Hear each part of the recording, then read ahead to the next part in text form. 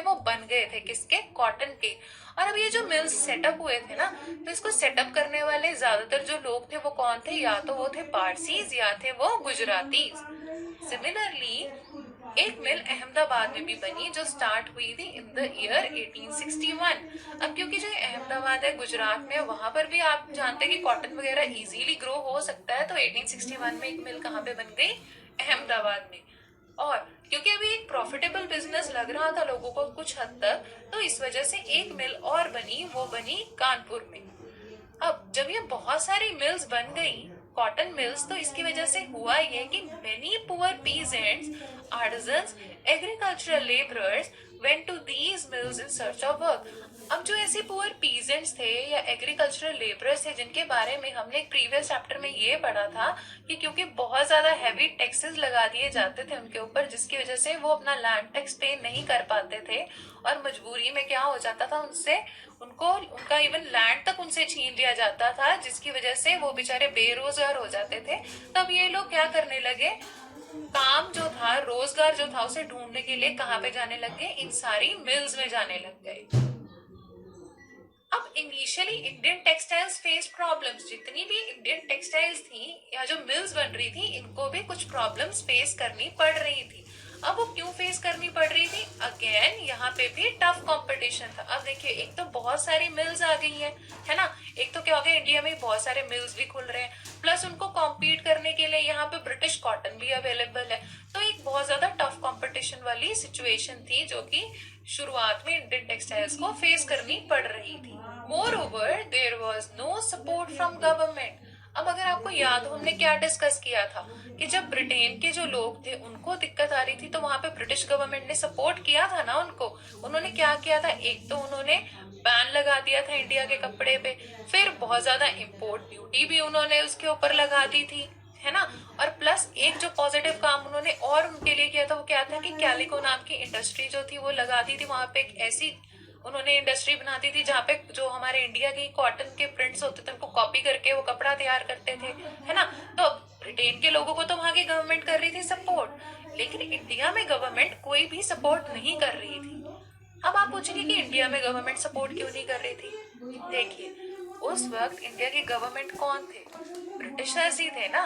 तो वो क्यों इंडिया को सपोर्ट करेंगे, उनकी तो कोशिश यही रहेगी ना कि जो ब्रिटेन है उन्हीं को ज्यादा प्रॉफिट अर्न करने को मिले, उन्हीं की सेल ज्यादा इंक्रीज हो।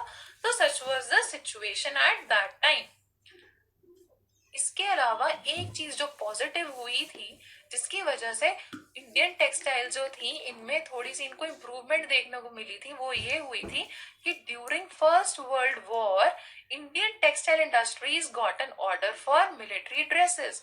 अब ये जो वर्ल्ड वॉर फर्स्ट हुई थी, ये हुई थी 28 जुलाई को, ये बिगिन हो गई थी इन द ईयर 1914, और ये बहुत लंबा चला था ये युद्ध। ये खत्म हुआ था 11th ऑफ नवंबर 1918। अब जब 4 साल के लिए सारे के सारी जो है युद्ध में आ चुके हैं कंट्रीज, तो उस वक्त जो मिलिट्री थी उनके ड्रेसेस सिलने का ऑर्डर किनके पास आया, हमारी इंडियन टेक्सटाइल्स के पास, जिसकी वजह से इन्हें थोड़ा सा एक रिलीफ देखने को मिला, बिकॉज अब इनको लगा कि हाँ, हमारी भी सेल बढ़ रही है और हमें भी कुछ प्रॉफिट्स अर्न हो रहे हैं। तो अब जब आप इंडिया के टेक्सटाइल के बारे में, उसके फेमस होने के बारे में, और बाद में हमारी इंडियन टेक्सटाइल इंडस्ट्री के डिक्लाइन के बारे में जान चुके हैं, तो अब बात करते हैं स्टील के बारे में। और जब हम बात कर रहे हैं स्टील के बारे में, तो सबसे पहले बात करेंगे वुड स्टील के बारे में। ये एक ऐसा स्टील था जो कहाँ पे प्रोड्यूस होता था, इंडिया में। और जब हम वुड स्टील की बात करने जा ही रहे हैं, तो here we will talk about Tipu Sultan sword which was made of wood steel। अब ये जो टीपू सुल्तान थे, ये कौन थे, ये मैसूर के किंग थे। और ये वहां पे कब तक किंग रहे, 1799 तक। उसके बाद जब इनकी डेथ हो गई, तो जो ये किंगडम था ये पास ऑन हो गया था ब्रिटिशर्स को। अब जो ये टीपू सुल्तान थे, इन्होंने बहुत से युद्ध लड़े थे, किनके अगेंस्ट, ब्रिटिशर्स के अगेंस्ट। और अपने युद्ध में ये इस्तेमाल करते थे अपनी इस खूबसूरत तलवार का। ये तलवार ना सिर्फ देखने में खूबसूरत है, बल्कि ये बहुत ही मजबूत स्वॉर्ड थी, और ये बनी थी वुड स्टील से। अब ये स्टील इतना मजबूत होता था क्योंकि ये बना था हाई कार्बन स्टील से, सो ये इतना मजबूत होता था कि that it could rip the armour of the enemy.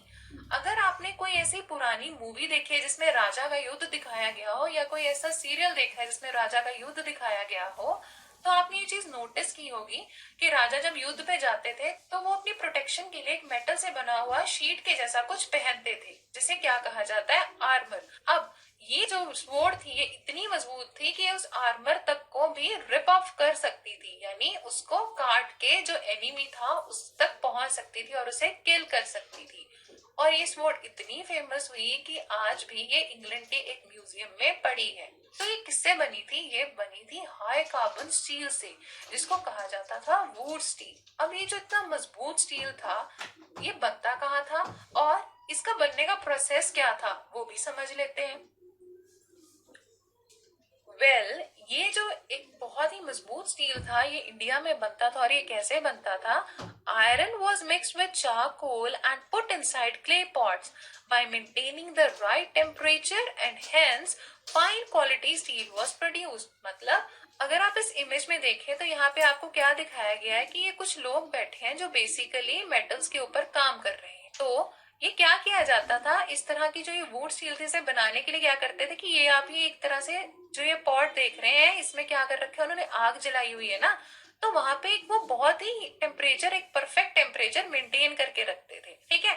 और इसी क्ले पॉट के अंदर क्या किया जाता था, आयरन को मिक्स कर दिया जाता था चारकोल के साथ। मतलब इतनी हीट बना दी जाती थी कि ये जो आयरन था ये पिघल जाता था एक लिक्विड फॉर्म में, और इसके अंदर चारकोल को मिक्स करते थे और उससे एक बहुत ही बढ़िया क्वालिटी का स्टील प्रोड्यूस होता था, जिसे हम कहते थे वुड स्टील। और ये स्टील इतना फेमस था कि आप इस बात का इससे भी पता लगा सकते हैं कि एक बहुत ही फेमस साइंटिस्ट जिनका नाम था माइकल फैराडे, इन्होंने 4 इयर्स तक यानी 4 सालों तक सिर्फ वुड्स की प्रॉपर्टीज को स्टडी किया था, ताकि वो ये बात समझ सके कि ये इतना मजबूत और बढ़िया क्वालिटी का स्टील कैसे होता है। अब हालांकि हमारी इंडस्ट्री जो थी वो इतना बढ़िया स्टील प्रोड्यूस कर रही थी, पर फिर भी बहुत ही जल्द क्या देखने में आया, जो स्टील इंडस्ट्री थी वो डिक्लाइन होने लग गई। But soon the steel industry decline.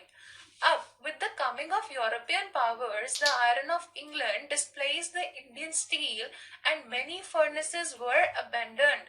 मतलब जैसे जैसे यूरोपियन पावर्स जो थी वो इंडिया में आने लगी, चाहे वो ब्रिटिशर्स थे, डच थे या फ्रेंच थे, तो क्या होने लग गया, फॉरेन